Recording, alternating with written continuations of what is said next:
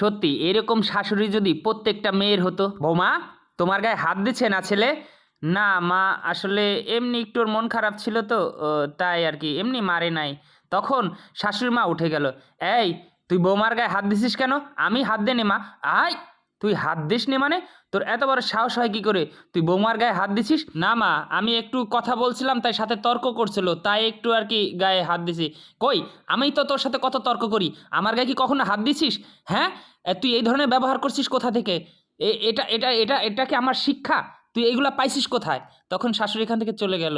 বৌমা, আমি ছেলের হয়ে তোমার কাছে মাপ চাইছি, কারণ আমি ছেলেকে ভালো মতন মানুষ করতে পারিনি, তাই তোমার গায়ে হাত দিয়েছে। মা মা, তুমি এগুলা কি বলতেছো? হ্যাঁ মা, আমি সত্যি আমার ছেলেকে ভালো মতন মানুষ করতে পারিনি, যার কারণে তোমার গায়ে হাত তুলেছে। তুমি আমাকে ক্ষমা করে দিও, আর আমার ছেলেকেও ক্ষমা করে দিও। আর হ্যাঁ, আর আমার ছেলে যেন এরকম না করে তুমি একটু চেষ্টা করো মা। ছেলের বউর শাশুড়ির মুখে কথা শুনে অবাক হয়ে গেল এবং কান্না করে বুকে জড়িয়ে ধরলো। সত্যি এরকম শাশুড়ি যেন প্রত্যেকটা ঘরে ঘরে থাকে। ভিডিওটা এতটুকু ভালো লেগে থাকলে শেয়ার করে দিবেন।